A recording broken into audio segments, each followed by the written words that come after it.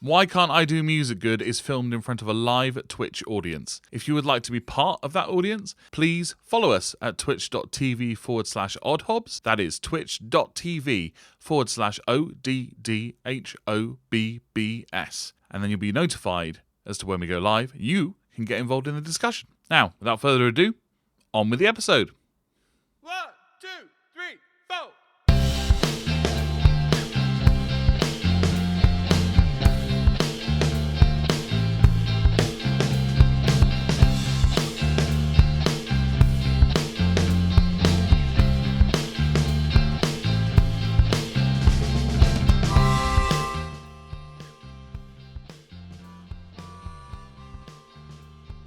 Ladies and gentlemen, it is Thursday, the 20th of May. The year is 2021. My name is... Oh God, my camera is so blurry. Let's try this again. And my name is Theo Dehaney. Fuck's sake. I just wasn't How expecting... are you doing? Oh God, my camera's so blurry. I just wasn't expecting my camera to be blurry. Hold on, let me see if I can focus it. Screw it. Let's do the intro again. My name is Lawrence Hobbs. And my name is Theo Dehaney. And this is Why Can't I Do Music Good, a show where we talk about music, making music, why we're rubbish about making music, and what we're trying to do about it. Hey Theo, how are you? Hey man, I'm all right. I'm very amused. Are you? You are recording, just to check. Yes, I'm recording. I'm Sweet. so blurry, Okay. mate. I'm so blurry. Hold on. If I do this, does it stop it? No, it doesn't. It just makes it even worse. So we're just going to wait for my camera to decide that it wants to look at me again. Look at me. Oh, yeah, we got it. Yes. The old finger to the eye trick. How's it going, man? Yeah, good. We're both knackered. We're This both week. so exhausted. Back to work for me properly. You've had a really long week. And it's just one of those things where it's just like in the pre-show, we didn't know what the fuck to talk about. Yeah. It was embarrassing, and I'm glad that nobody was there to watch us, except for our live Twitch audience. If somebody were here, then we would probably have had something to talk about, to be Shh, fair. they don't need to know. As far as the podcast listeners are concerned, we're full every single episode. I mean, oh God, answering all those comments was just exhausted. That's why we're so tired. No, go the other way. Positive. Oh, we're tired of not answering those comments. I'm doing my very best here. It's okay, dude. It's okay. It's all right. So I don't know if I talked about this on the pre-show, the post-show, or whether it was on the show last week. But I'm trying to get more music reference books. And I've got my first two, and I showed them to Theo just before the show. My first two music reference books are Phil Taggart's Slacker's Guide to the Music Industry, which has been a great read so far. It is literally Phil Taggart, a Radio 1 DJ over here in the UK, pulling from his knowledge and contacts in the music industry from people that he's met through Radio 1 to sort of give advice on how to negotiate and navigate the UK music industry. And Two Beats Ahead by Panos A. Pane and R. Michael Hendricks, which is a book on what great musical minds teach us about creativity and innovation. And they're both great books. We were talking a bit about the importance of having like a reference book as opposed to using the internet. Yeah, so we one thing that I think has become apparent to lots of people on the internet is that if you have a website, you have a platform. If you have a platform, you are regarded as a viable source. And that isn't always true. And I think that now, especially now, the sort of part of education which teaches us, i.e. the critical thinking part of our education, which teaches us what a viable source is, I wouldn't even say that it's not there. I think it's been dethroned. Right. because it's hard to trust even viable sources now. For example, Wikipedia was once a not viable source at all, Mm. but now is a completely viable source because, well, not completely, but it's a much more viable source because it's now moderated and curated. Whereas NHS, for a percentage of people, the NHS website is regarded as a not viable source of information because they don't believe the people who run it are doing it for our benefit. I don't believe that. I think that that is a viable source, but a lot of people don't, and so it becomes difficult to know. Those are some very extreme examples, by the way. Yeah. It's now become really difficult to sort of know what makes something a viable source nowadays. Yeah. Um, Well, yeah. well, in regards to critical thinking, like I, so I basically it's just a reaction to me Mm-hmm. when I read something online to think about the source and what it's saying and whether it actually sort of I effectively in critical thinking there's a kind of a checklist, Yeah. right, that you run through in terms of like is the source reliable, does the source have a vested interest, Mm-hmm. is it coming from relevant expertise, stuff like that. And that's a list that I run through like automatically in my head when I read things now. And when I hear something, I think, right, well, who's telling me that? Like, are they somebody that I think is beneficial for me to listen to, or what have you? It's the vested Um, interest bit that I think people latch onto the most nowadays, because that's where you get mm, the sort of, oh, you can't trust NHS because of big pharma. They have a vested interest mm, in keeping you sick.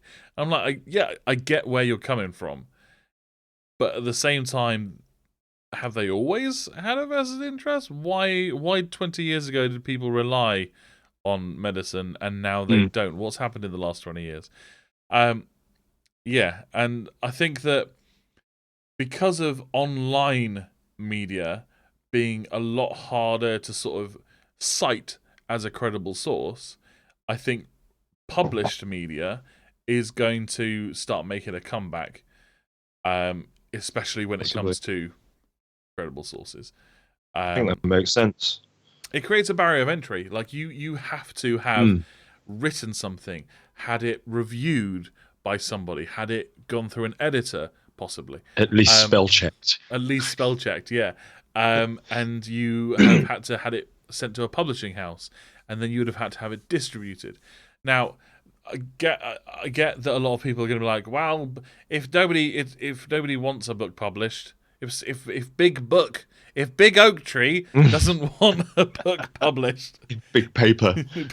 big if Big Bring Binder doesn't want books to be published, then it's a lot easier to sort of put a spanner in one of those works. So all I have my GeoCities website, my blog, to state my opinion piece.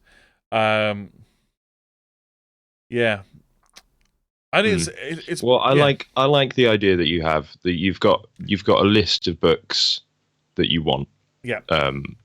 you want to be able to reference. I really like that. I've got like two or three Mm-hmm. of my own at the minute. There's well, two that actually relate to music, and then one that's just sort of a general. But we're going to save that for why I can't do music good. Yes. Oh, I forgot to tell you. So my Meg and I went to a used bookshop Uh-huh. on Tuesday. On Tuesday, and we were. As in, it was a shop full of used books, or it was a bookshop that had been used. Both. Both. Ah, they're Um, rare these days.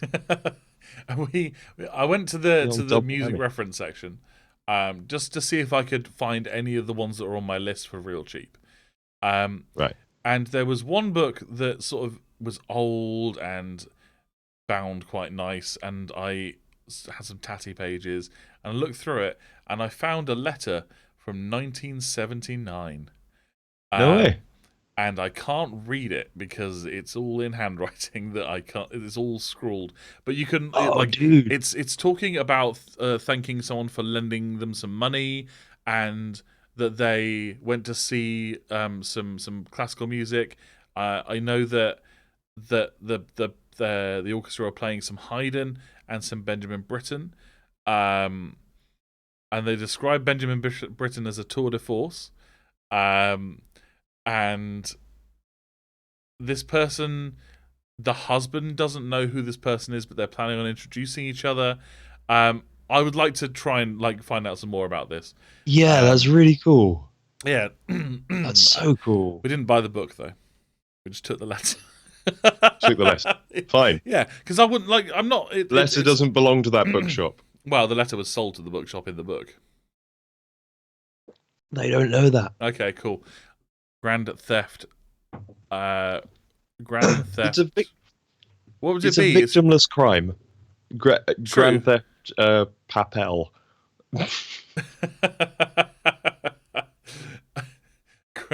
Grand theft fiber. So yeah. But yeah, I think books will come back as the credibility of websites deteriorates. I think books, maybe not a massive comeback, but at least in reference and educational circles, I think they'll come back. So, yeah, within professional Book reading, like industries, I guess. Huh? Book reading. Yeah, in professional book reading circles, I think they'll get off their Kindle and get back on the leather. I don't know what I'm talking about anymore. Should we get onto the songs we can't get enough of? Yeah, let's do that. So this is a section called "Songs We Can't Get Enough of." So every week we're listening to we're always listening to music, but every week one of us comes to the show with a song that they've just had in their head for some reason. Might be we love the music or the lyrics. Might be the production is fantastic, but we can't get enough of it, and we want to bring it onto the show. And we have a playlist which you can listen to right now. It's called "Why Can't I Do Music Good? Songs We Can't Get Enough Of." That has been updated already with the songs that we're talking about today, so you can listen along while we're talking about it. And Lawrence, what was your song? Okay, so my song. So each week we kind of swap over, and one of us will bring the songs, and one of us will bring the problems, and then it's the same the next week.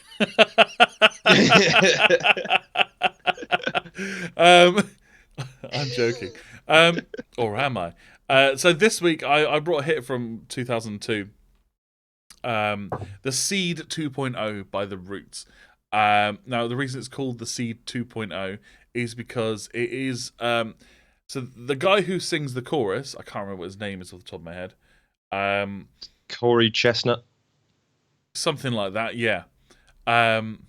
He wrote Chestnut. He wrote a song called The Seed, and instead of them just taking this song and remixing it, or taking this song and making their own song and using that as a hook, they're like, we would like to collaborate with you on another version of this same song. Oh, that's cool. Yeah. So it's called The Seed 2.0. And it's actually the original was a reworking of another song. And I can't remember what it was. It's a song to do with a quote about breaking through genres in hip hop. It's something like the new blues is rock and roll is the quote, and I can't remember who said it, but it's based on that quote. But anyway, I'm getting ahead of myself. The song is not to be taken at face value, and this is something, if you ever listen to The Roots, which is this great rap group, you should not take things at face value with them, because their lyrics are not about what you think they are. If you listen to this song, you could be forgiven for thinking that it was just about promiscuous relationships, because it kind of just sounds like that. It's talking about going away with girls that want you for your money, and making sure that you sleep around with people behind their back. But there's a few lyrics in the song that make you doubt it. For example, in the chorus, you got the lyric, "If Mary drops my baby tonight, I'm going to name her rock and roll." Yeah. And push my seed somewhere deep in her chest, and spread my wings. Give me. I can't remember what the lyric was. It's something about spreading wings.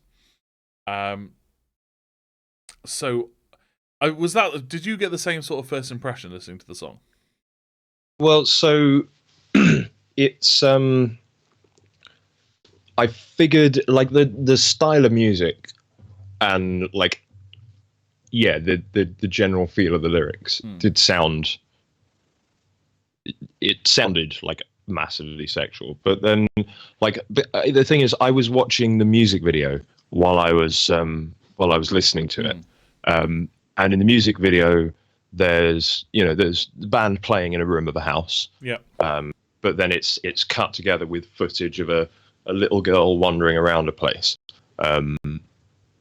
and so like when I got to the lyric, I told the girl, "Look here, calm down, I'ma hold your hand to enable you to peep the plan, because you is quick to learn and we can make money to burn." Like, I think it pretty much became obvious to me at that point that it was about like somebody's daughter. Oh, that's what you got from it. Okay. Yeah. Okay. Am I mistaken in that? Well, I think this is one of those things. When it comes to the roots, this is why you can't take it at face value, is because they hide the metaphors really, really well. They make it so that you kind of interpret it yourself. Right. So if that's what you got from it, that's what you were meant to get from it. So you're not wrong. What I got from it is that the track is about making music. So the first verse has the lines, "She want neo soul, this hip hop is old. She don't want no rock and roll. She want platinum or ice and gold. She want a whole lot of something to fold." So I think that is talking about the literal demands of the music industry. They don't want any more neo soul. They don't want that hip hop is old hat at the moment. They certainly don't want rock and roll, but they just want money. They want to make money. And then you've got the lyric, "We can make money to burn if you allow me to lay this game. I don't ask for much, but enough room to spread my wings." And that's basically saying, look, I will make you the money you're asking for, but you got to let me do what I want. You need to allow me creative freedom. If you allow me creative freedom, I will make you money. And then you've got so catchy, funky chorus. "I push my seed in her bush for life. It's gonna work because I'm pushing it right. If Mary drops my baby girl tonight, I would name her rock and roll." So that's essentially to me saying, I'm going to keep working on my music, and because I know I'm good at it, I can be confident in it. It becomes a little bit confused in the second half, because I think he starts talking about his flirtation with different music genres and how he wasn't faithful to his hip hop roots, and that he dabbled in the rock genres, and how any albums that he releases are going to be more in the vein of the other genres that he has been flirting with, which would make the previous lyric, where he says, "I only want to fertilize behind my lover's back. I sit and watch it grow roots standing where I'm at, fertilizing another behind my lover's back and keeping my secrets mine." That makes more sense now, because he's not talking about a woman anymore. He's talking about how he's refusing to stick to one genre. He's going to fuck around with other genres and use it to make his music better. I like that. Yeah, I like that too. But the reason that I really, really, really love the song is more that it's just super catchy, and whenever it's on, knowing that I'm the person who put the song on, it makes me feel really fucking cool. That's why I like this song. It's not a lot of notes, but I think that that's my take, man. That's my take. Wicked. Yeah, I mean, it's a really good song. I don't know. I haven't really listened to the Roots before, think I might have to. It's sort of an interesting blend because I don't know if that's the same style that they always do, It's but it's not. sort of a really interesting blend of like rock and roll and rap, effectively. Yeah, it's not the sort of style they always do. This is what even solidifies the point even more that it's about making music, and Sure. essentially, I think it sounds like people. It's a song about people saying this is the sort of music that you need to make, and they're going, no, I'm going to take all these genres and blend them together because that's what I want to do, and if you trust me Mm. on it, we're going to make some money. Yeah, I like that. I like that It's too. ballsy. Sometimes you can be ballsy. Sometimes you can be ballsy with shit. Weirdly, that actually segues really nicely into the next track. Mm. So, Okay. on the flip side, the second track we bring to the table is a track that didn't get enough love, and I don't know if that's the right phrase for this track. After doing a lot of research into it, I don't know if not getting enough love is the thing for this track, or just being aimed in the wrong direction for the wrong people. But um, DJ Khaled has got a new album out. Um, do you remember what the name of the album's called? Uh, the album itself, Yeah. I don't. The album is called Khaled. Oh, And it's an image of him sitting and praying while in his enormous garden while his two kids watch. Um, oh, Jesus. but I was drawn to this song, this one song from the album, because it was on my Discover Weekly. It was just randomly selected for me by an algorithm. Man. Yeah. And the song Oh, I'm is looking at the album cover now. yeah. It's a bit pretentious, isn't it? It's massively pretentious. The song is Sorry Not Sorry. Um, and the first thing I need to talk about is the title. So the title's been used a few times in music. We all know that. I said to Theo, look, that one of the things you might want to do is it might be prudent to look at the other times when this was used in music. Did you end up doing that? Well, so I know there was one by Demi Lovato. Mm-hmm. Um, hang on. Let me bring up a list. Sorry, not sorry. Songs. There's not a huge amount of them. Yeah. Kids Bop. Mm-hmm. I don't know. So the reason I said that is because you can sort of track from those songs to this one how the meaning of Sorry Not Sorry has changed over the years. Oh, okay. And it started off being almost literal, saying I feel bad that I am not remorseful about this situation. I am sorry that I am not sorry. And now it means fuck you, loser. Yeah.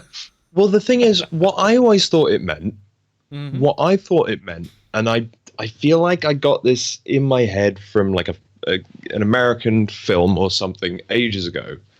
I feel like it was a thing that kids would do to like tease each other. So like you would tease someone to the point where he starts chasing you, and then you'd go sorry, so he stops chasing you, and then you go not sorry, and you'd run away again. Like something that siblings would do to each other. Like, Well, it did sort of say sorry to your brother. Oh, sorry, and then when mum's not looking, not sorry. You know, I thought that's where it came from. It's so the midpoint of that transition. Well, there's more towards the beginning of that transition, but yeah. So that's where Sorry Not Sorry started. That is right. Yeah, Is it? and it then was like, if you then take into adult terms, then it was like, okay, so let's be sincere about this. I feel bad that I'm not more remorseful about the situation, but then it sort of went back on itself for a little bit, and it was just a sort of sorry, not sorry. Like, it's just like, dude, I'm not sorry about this. It's just saying I'm not sorry. And then it became more towards the sort of tongue-in-cheek, throwing the two fingers up. Not just sorry, not sorry. It's sorry, not sorry, buddy. Fuck Well, you. it's Yeah. just saying like I'm not sorry without even just doing the courtesy of just not apologizing. Yeah. It's actively it's making an active point of not apologizing. Exactly. And this song is that in spades. Um, so you have some great artists on this track. You got Jay-Z, you got Beyonce, you got Nas, and someone else that I forgot the name of. Um, Fucking yeah, little stank. it's not El Stank. It's probably little stank. It's got a nice name. It's got a nice name, nice normal name ish. But you've got some great artists and they're delivering substandard lyrics. And they're boasting about how those lyrics are going to make them loads of money. Yeah, Like using shitty lyrics to talk about how your lyrics are going to make loads of money. And it is, I was trying to draw an equivalent, and this is the closest I could get. You'll have to let me know if it's shit. okay. But it's the equivalent of Tiger Woods using you, the listener, as a golf club. He will be unable to play golf because I don't know if you're aware, but a 1 kilo aerodynamic golf club versus a 13 to 15 stone squishy, flailing, screaming human are very different. And before you ask, yes, I'm imagining him just picking me up by one ankle and swinging me underarm face first into the ground until I swallow the golf ball. At which point somebody will kick you in the stomach and it'll project across the course. Hole in one. Yeah, exactly. Like It's just a longer way of doing the same thing. I'll just by the end of the 18th, by the end of the course, I'll just be this bloody stump of a head with bits of ground all over it. And he walks away with tons of money. Yeah. But that's exactly what's happening here. You have good artists making nearly unlistenable music and getting paid lots of money for it because DJ Khaled shouts his name at the beginning. Yeah. So Jeez. So I thought to myself, how the hell does this happen? Why are we in this situation? Why are we in the situation of we're listening to music from a guy that doesn't do anything on the track, just puts his name on the track? Like, what is the situation here? Is there a reason why we should revere him more than we are? Or is there something more, like, dark going on here? Like, I wanted to know what Khaled actually fucking did on these tracks. So, I turned to our best friend, YouTube.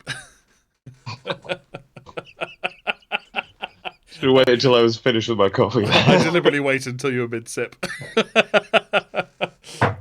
I thought that was going to hit nicely. Okay, so I went on YouTube and I did a little bit of research on Wikipedia and all that good stuff. Turns out he isn't a DJ. DJ Khaled isn't a DJ. Okay? That is not going to be a shock to you. Mm. He used to be a DJ, which might be a little bit more of a shock to you. And he was completely unknown until he dropped a mixtape featuring some of the biggest names in music. And we're talking like Rick Ross, T.I., Akon, huge names. And everyone was like, how did this dude, who we've never even heard of, have a mixtape with these massive names on it? So people started paying attention to him. So started off as a DJ, dropped this massive mixtape, got some attention. So what does he do now? Is he a producer? Well, he has a producer credit. Like that's the credit he gets for these songs. He gets credited as a producer, but I'm pretty certain that he outsources the production. Mm. So what does he do? What does he do? Do you want to have a guess? I could tell you a story which gives you a clue. Okay, do that. Okay. Have you watched do you watch much of game theorists and film theory and food theory? I've watched more film theory than anything else. Okay. Well, there was an episode of Food Theory that dealt with this as well. But I'll tell you it more in the anecdotal sense because it's more fun. Okay. So I can't remember what his name was, but the guy who founded McDonald's was giving a Do you remember history? And his secretary, the Hamburglar. Of course, they were friends at the time before all the betrayed him. before he stole the recipe for He was hamburgers. reported as saying, "I really should have seen this coming." Mr. Burglar. His name was literally Burglar. Changed his name to King later on. The lore thickens. Okay, so he was giving a lecture at a university, and he went through his whole how he started everything up and what his business model was and stuff like that. And he said, "Okay, so does anybody know what business I'm in?" And a guy in the lecture theatre put his hand up. He said, "Well, you're in the hamburger business." He said, "No, I am in the real estate business. McDonald's owns more than 50% of America's most valuable real estate.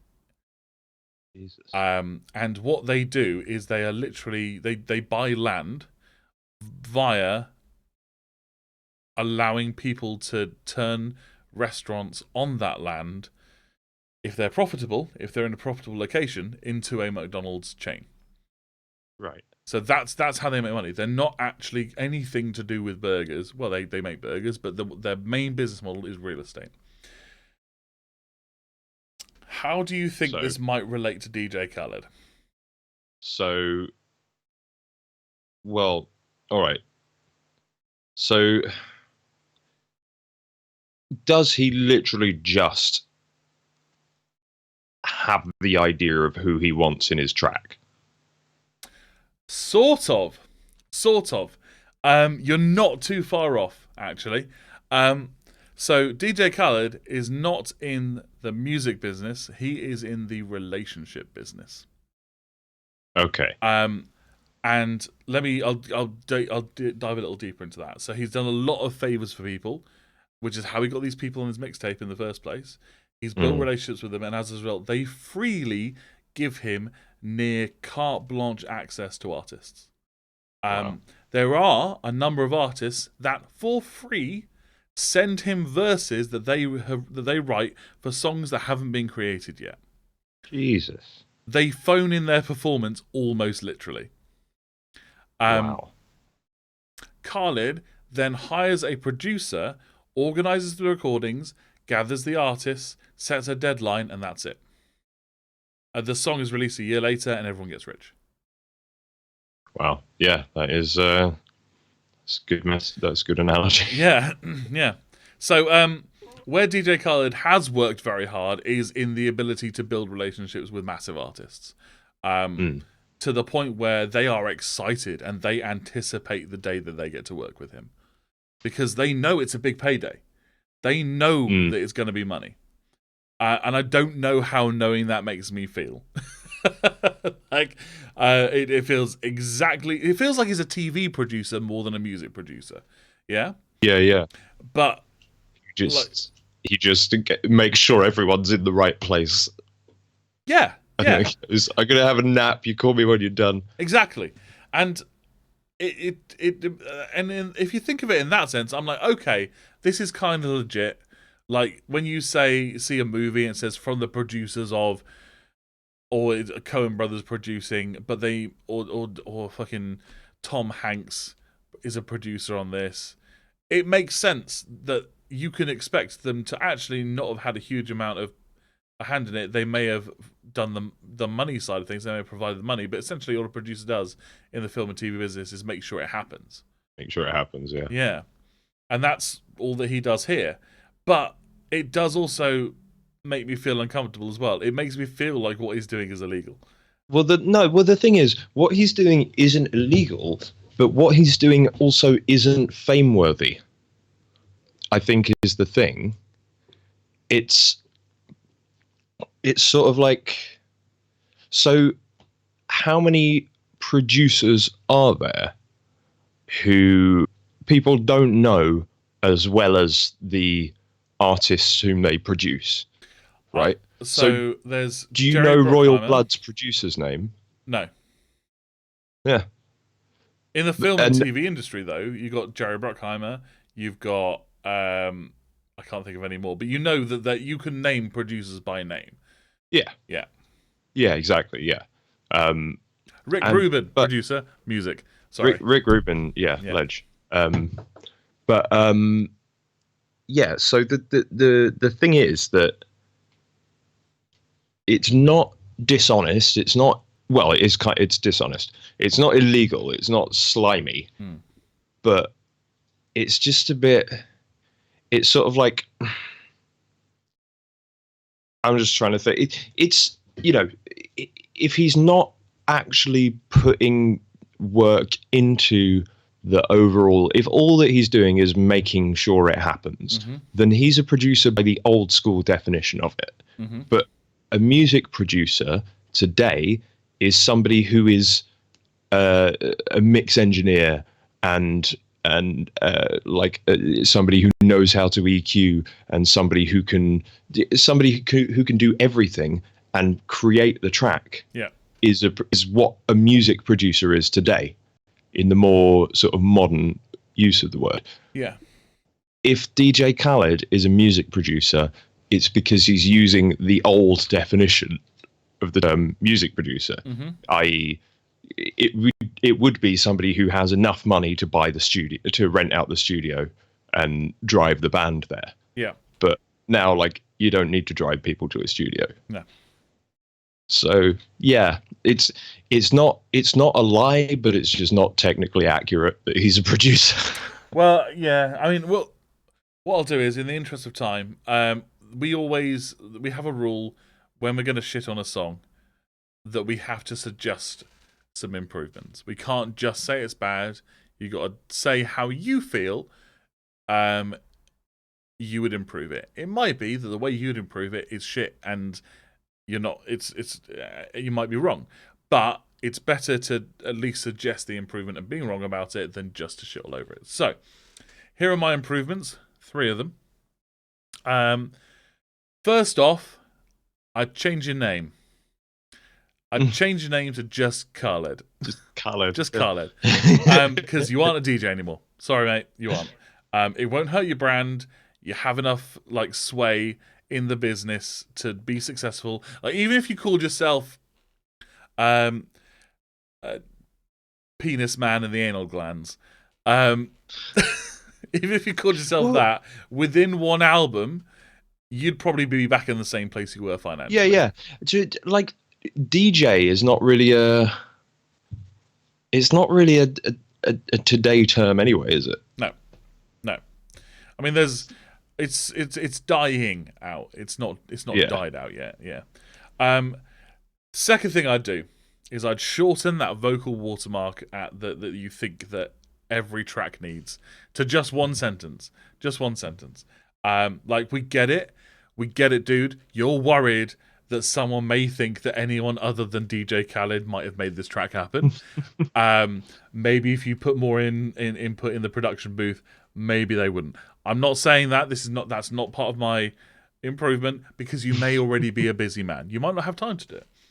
But at this point, we're hoping that someone else did make this track just so we don't have to listen to that fucking watermark at the beginning. Yeah. Okay? So just, if you want to say DJ Khaled, fine. If you want to say We the Best Music, fine. If you want to say another one, fine. Just pick one of them and say it so it's over and done with. Because I might listen to more of your music if it didn't start with that shit. Okay?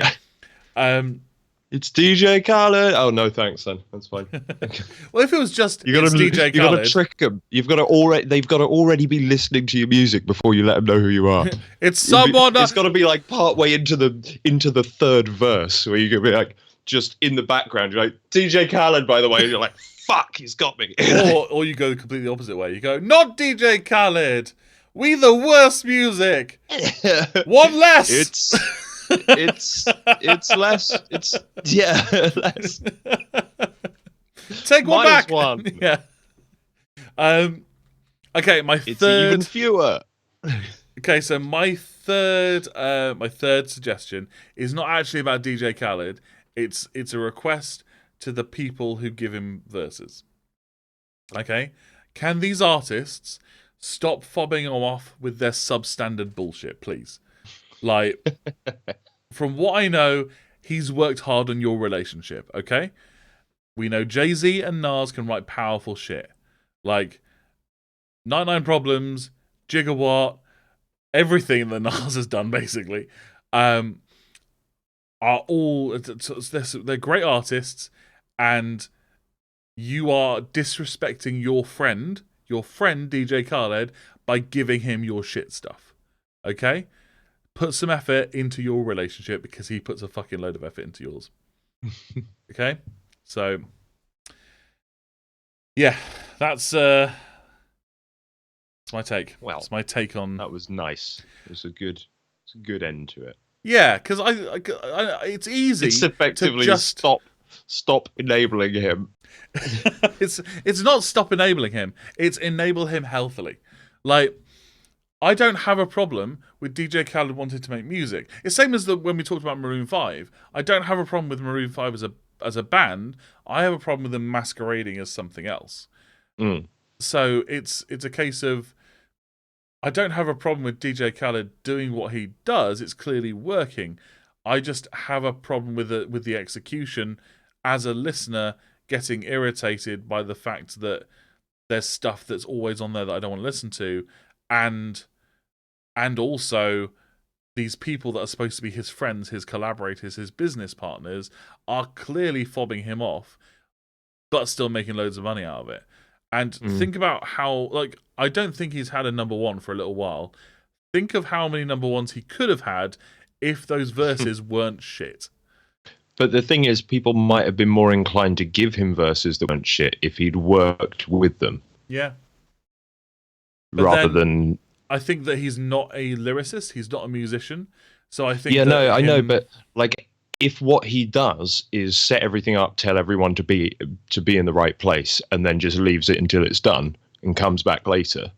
He might be in the booth for all I know. Like I know that his role is more of an administrative role. He sends emails and makes phone calls to make the thing happen. So I think that if you have dedicated your work to being that, I don't think you have time to do a lot else. And that album's long. That album's 15 tracks long. So to get, I think it's 15 tracks. I'm not entirely sure. Let me just double check that before I spaff off of an untruth. Spaff one off. So 14 tracks. 14 tracks. Kettle on. That is 14 tracks with at least 2 artists on each of them that he would. So that's 28 artists that he would have had to have got together, had their schedules aligned, made sure their schedules aligned, made sure they got contracted all the deals for it, although his lawyer would have done a lot of that,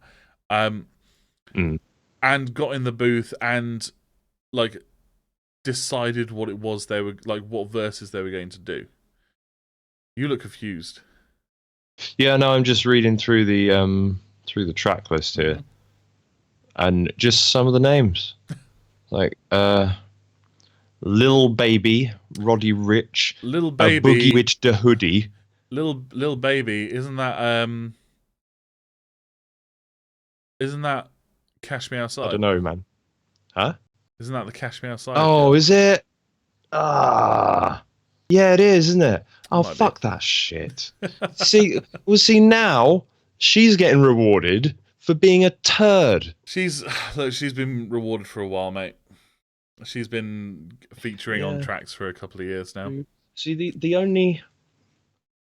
So, yeah, Justin Timberlake is pretty much the only artist featured on here that I sort of actively respect. I don't listen to his music very much, but he is a good singer. He's a good...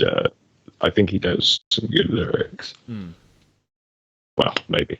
Yeah. But yeah, it's like if they're all featuring someone, but not him, then it's not DJ Khaled's album. This is This is a compilation. Yeah. Well, I'll tell you what. We're not only here to improve everyone else's music, we're here to improve our own as well. This week, Theo, why haven't you been able to do music good? So, well, as we said, we've both been back at work.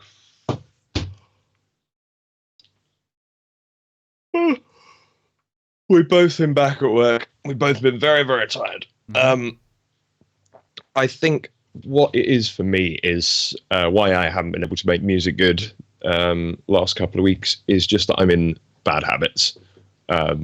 So I'm in the habit of sort of getting home from work, just relaxing for a bit, which then turns into a bit longer. And, you know, by the time I feel sufficiently chilled, it's either too late or too dark to like make a video, or like it's too late to be making noise or what have you. And then I just go, and I think my big issue is that I want to be making music and I want to be recording these videos, but they're not the only things that I need to be doing. So, you know, I could be doing a bit more editing of what I've got. I could be going out collecting some B-roll, or I could be, you know, practicing guitar, whatever. Yeah. But I think I'm just in the bad habit of just sort of going, oh, I'm going to chill out forever, and then just sort of come up with an excuse that I haven't got any more time to do anything now, and go, oh, well, it's getting late, you know. But I mean, and at the same time, I have got to be in work. So like I'm in work I'm going to be up at about 4:30 tomorrow to be in work. So my bedtime tonight is going to be 9:00, and I'm giving blood at 6:00 tonight. So it is going to be like, it's going to be a tight schedule today. Holy shit. And it is, yeah. But at the same time, if something happens that is really important for you to attend, like, more often than not, you can find the time if you really need to, you know. And so me saying I don't have the time to do any guitar practice is bullshit, because if somebody came up to me and said, look, you have to do guitar practice, otherwise your dad's going to end up in the hospital, I would fucking practice my guitar for a bit. Yeah. Well, this is okay. And, so one thing I wanted to mention is, one thing I love about this podcast is that even though it's framed around music and love of music, we end up talking about stuff that's so relevant to everybody's situation. You do not have to be a musician to find this podcast useful. So what I've done is I've done some research, and I've landed on this one particular article by the Harvard Business Review, that gives some advice, and there was some piece of advice in other articles that I sort of didn't really agree with, or didn't make sense, or wouldn't have worked for me. But this one seems to be more holistic, and I don't know if you're I'm quite a holistic person. I believe that if something, that there is connections in your life everywhere. Like, the reason you have chosen to eat this particular breakfast cereal is because of another reason, either because of its price or because of a memory that you have of the cereal when you're a child, or because of convenience. But there will be another reason for why you've eaten that breakfast cereal, and there will be a reason for why that triggers you to buy that breakfast cereal, and there'll be a reason for why that trigger happens in the first place. So I believe that everything is very connected in our lives, and I don't know if you share that, Theo. Well, I mean, I think what you're running on as a working definition of holistic is what I would call, I mean, I might have just misunderstood, but it's like, so holistic, as I understand it, means that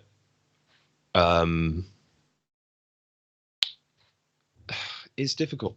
It's difficult to. So, Would you like, like me to give my basically, definition of holistic, and would that help? yeah. Well, effectively, as you were saying, like every bit of your life is connected in some direct or indirect route to every other bit of your life. Like, I'm not. I think it depends. Like, I'm not sure that that's necessarily true in 100% of cases. But I do think that. So, for example, I do think that improving your physical health can have an effect on your mental health, Mm-hmm. and vice versa. You know, you can make yourself ill by stressing, by you know, and so yeah, to at least to an extent. But I don't know how much I believe that, you know, the what I eat for breakfast is determined by, you know, a Star Trek episode that I saw 15 years ago. To be fair, that particular example takes an area of holistic theory and is very closely related to string theory. Um, Right. so there are parts of the holistic process which are similar to string theory, but the idea of holistic, we'll call this holistic therapy for now, is that any one situation cannot be observed in isolation. It has to be observed as part of a bigger thing. Sure. And I think that a really good example, Dirk Gently, the Douglas Adams character, runs a holistic detective agency, and essentially he treats evidence as all being part of a massive picture, and he ends up drawing conclusions from other sides of the fucking planet that may not have a relation at all, but ends up cracking the case. So that's what I mean. Like, essentially, to boil that down into even simpler terms, if we want to look at something to do with your physical health, we also have to look at your mental health and your history. And if we want to look at something that's affecting your mental health, we also have to look at your physical health and your history and your society, etc. We can't just look at one of them. So yeah, I'll tell you what. Well, this is the sort of list that stood out for me, and I'll see if it stands out for you as well.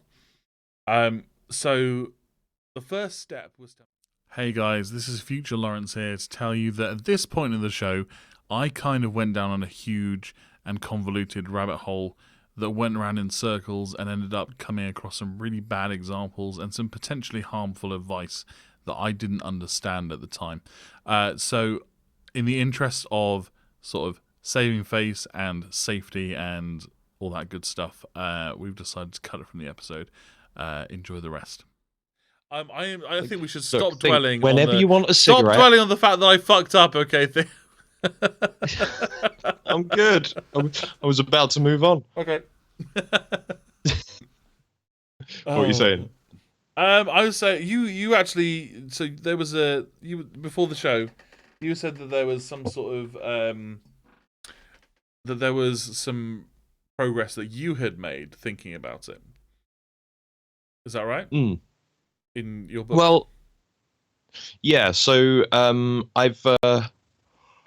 trying to work towards better habits, because especially now that I'm back at work, time management is harder than ever, and it's the thing that I am always the worst at. You know, I won't prioritize something important over sitting for a bit when I get home from work. You know, so even if I want to spend the rest of my day making music, first I'm going to sit down and chill out for a bit. But So I have a book. It's probably been recommended a lot.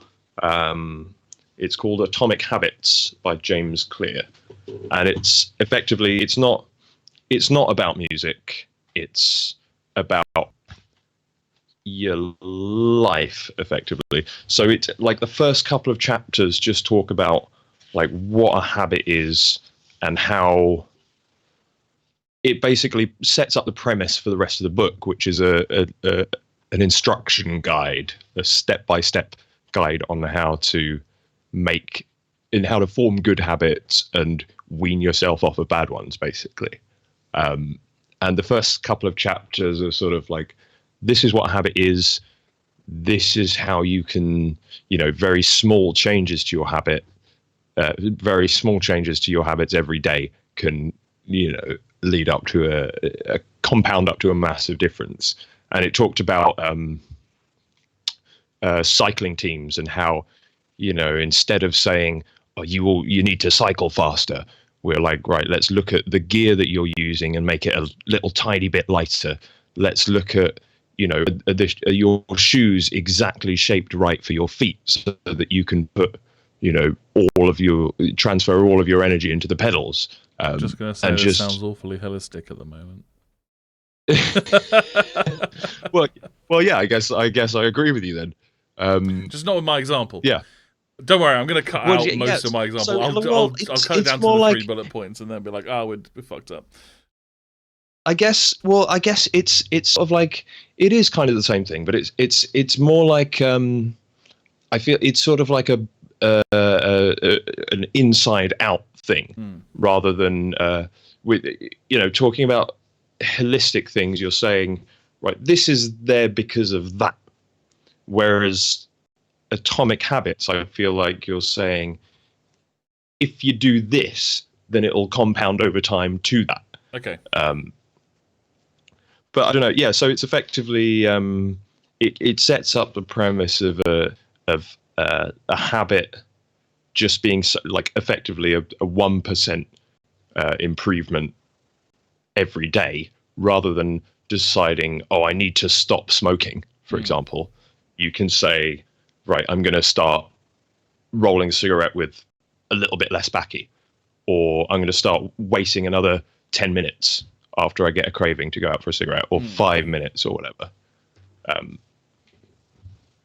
And then the rest of the book is sort of, I haven't got to it because I've started reading it a couple of times, but I never got into the habit.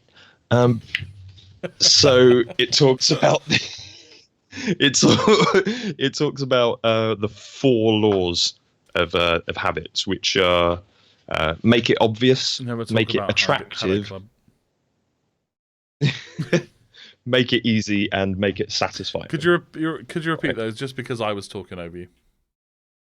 That's cool. So it's make it obvious, make it attractive, make it easy, and make it satisfying. Okay.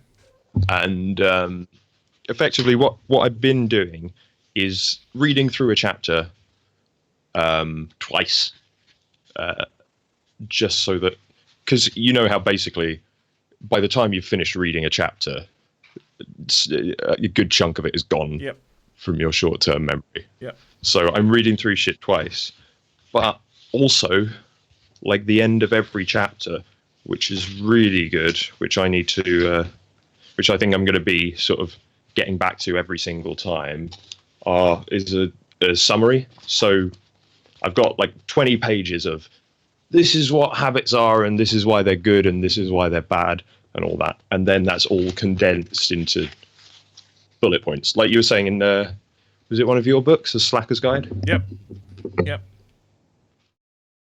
Which is really handy. But so in regards to what I'm doing to get better at not doing music good, I just need to establish better habits, I think. I don't think there's nothing that I can't do that I need to be able to do, except just fucking do it. Yeah, I mean, like, which habits is the most frustrating thing. Because habits are those things that, I understand where my example was coming from, because it was like, these things feel good in the moment. Habits are there because they release dopamine. for whatever reason, like if or they prevent a release of a hormone which would make you feel sad. So they either produce a happy hormone or they stop you from producing a sad hormone. So you either do something instead of the thing you want to do because it makes you happier, or because it gives you that instant hit, or you avoid something altogether because you know that in the long run you're going to get a bad time. So could it be about transferring habits? Oh no, that's basically what my example was saying, wasn't it? But I guess also like habits are one of those things where okay, I've got it. Okay, so habits. Okay. How when you were learning, so what was the last thing that you had to properly learn not on your own? Not on my own. Yeah, where someone was teaching you something. Jeez. I had to learn not on my own. How long ago? It doesn't matter how long ago, but let's go with the most recent thing. Yeah. Okay, so it was or most important thing. I'm gonna say the most recent thing. It's probably a couple of years ago when I was being taught how to clean the cellar at work. Okay. It's probably not a good example. No, it's a fine example. So when you went to clean the cellar, and when you did something incorrectly, what happened while you were being taught? I was told that it was incorrect and why. Yeah. Once someone stopped telling you what, once you no longer had someone telling you how to clean the cellar, did you develop bad habits while cleaning the cellar?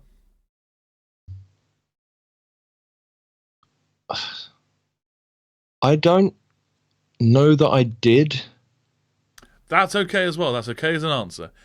So sometimes we don't know that we have developed bad habits.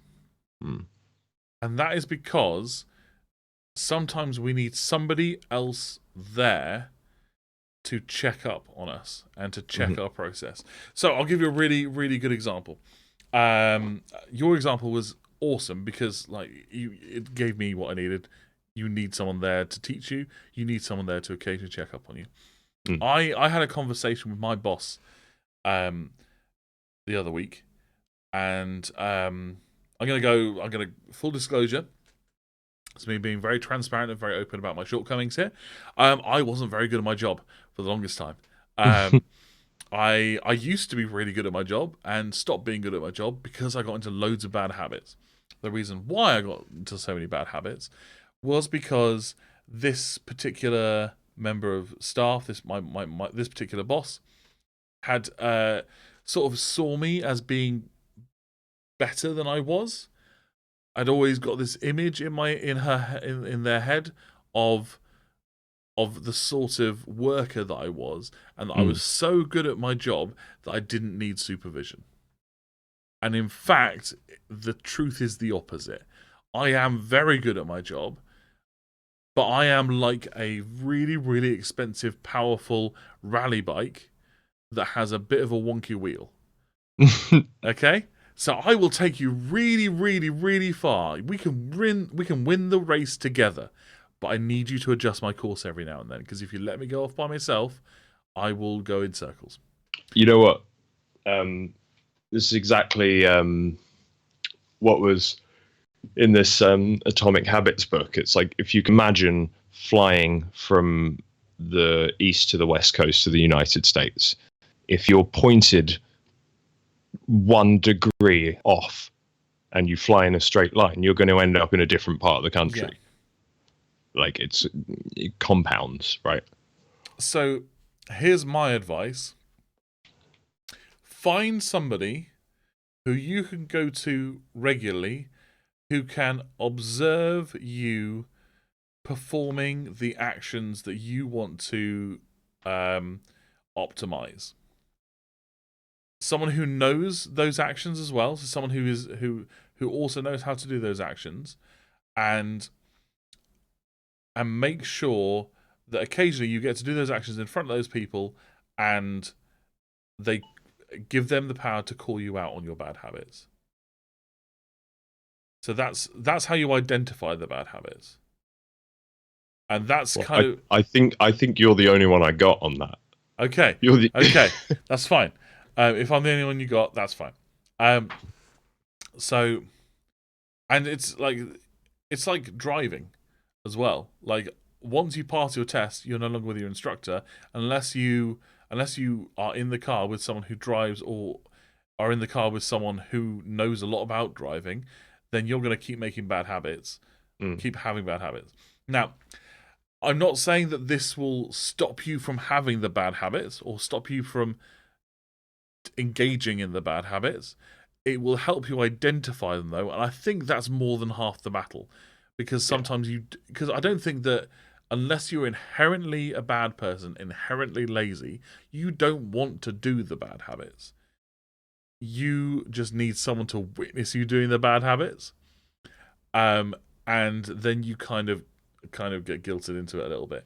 Yeah. But there are some bad habits that I know that I take part in, that I know if somebody sees me do it, I will probably still do the bad habit. One of them is overeating. Right. I overeat a lot.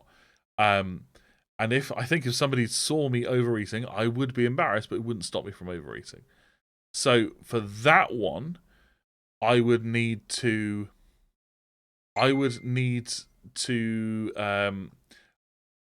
for that one, I need to envisage an end goal for what I could achieve if I stop overeating.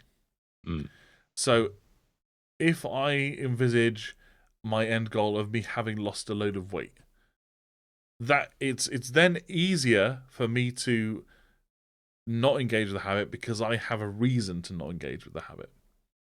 And if I do engage with the habit, I know that I'm taking a step further away from the habit in general. A step further away from the end goal. Okay. Yeah. Well, that's really interesting. It's like it's something.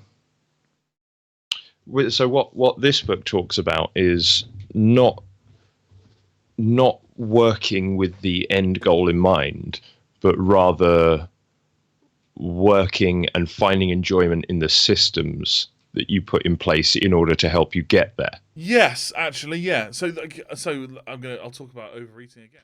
Yeah, okay, Past Lawrence, let's cut you off there.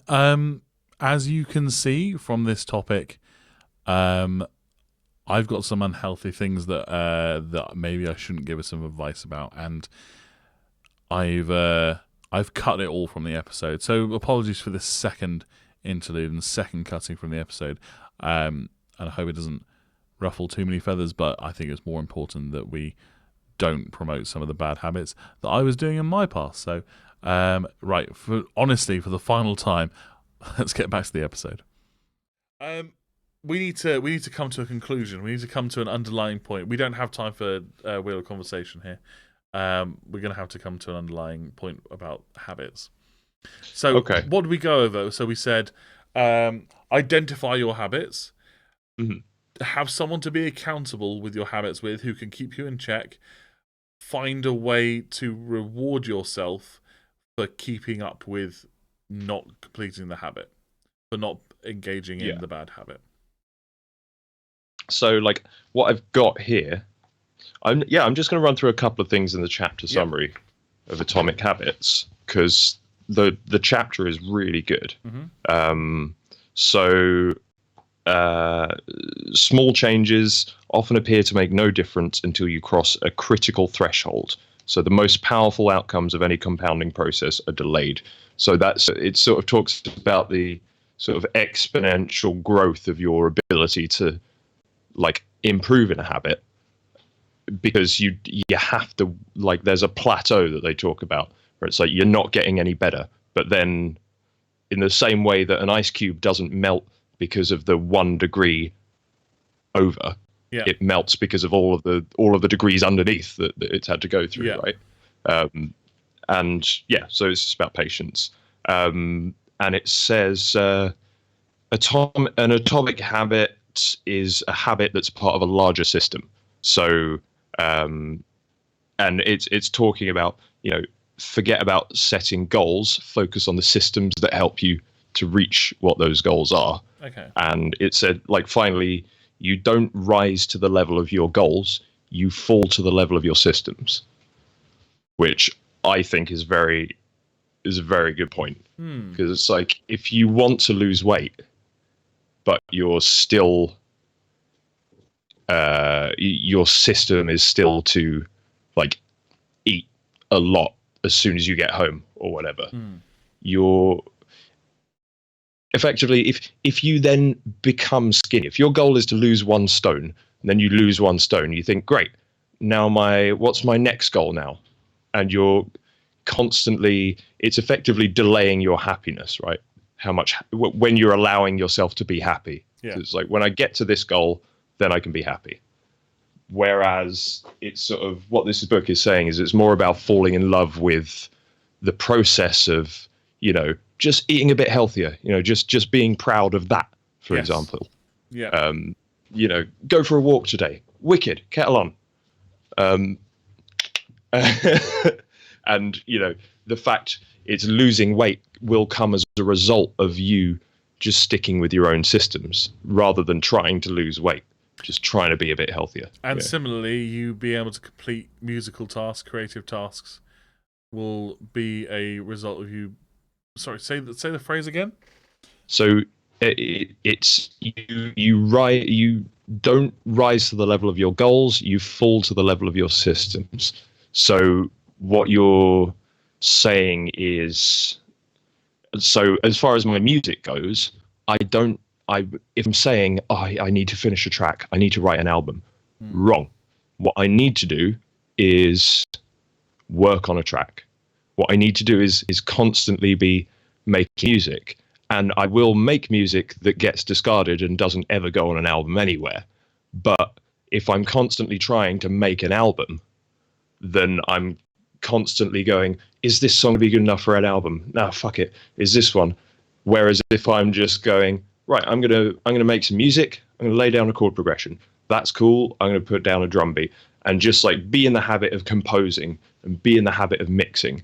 And as a result of that, sooner or later, I will absolutely have an album's worth of songs. I can testify to this, and I can testify to this, and identify where the points that we have discussed have come up with it. So, during lockdown, I streamed every day. I streamed every day and streamed music every day. The reason I stream music every day is because I had identified that I had a bad habit of not practicing my craft enough, and I was using my days off my lockdown days off to not do very much. So I decided to stream every day, and all I was doing was I just wanted to, for 3 hours, for me to practice my craft. And I involved you, Theo. You were the person I was accountable to. You were the person that was checking my habits and making sure I wasn't continually getting into bad ones. And I fell in love with the craft, with the action of streaming every day and making music every day. And now I am mixing and mastering two songs. So master 2 songs, I will have an album that's ready to go. And you are like a massively, massively better producer than you were a few months ago. Exactly. Like massively. And you didn't even notice. Exactly. Right? Yeah. So, and this is all because I decided to put in a process of practicing my craft live 3 hours a day. So you're right. That works. That's it. That was your system. Yeah. Your goal wasn't, I'm going to become a better producer, but you became a better producer because of your system of streaming every day. Exactly. Yeah. Yeah. Okay. I think that's a That's a slamming good ending. That's a slamming good ending. Theo, would you like to plug Kettle yourself? on. Kettle on. Sorry, a bit loud. Um, would you like to plug yourself? I would love to plug myself. My name is Theo Dehaney. You can find me on Instagram at Theo Dehaney Music. I have a YouTube channel, Theo Dehaney. I am recording a studio version of an acoustic song. Part 1 is going to be up soon, and the rest is coming.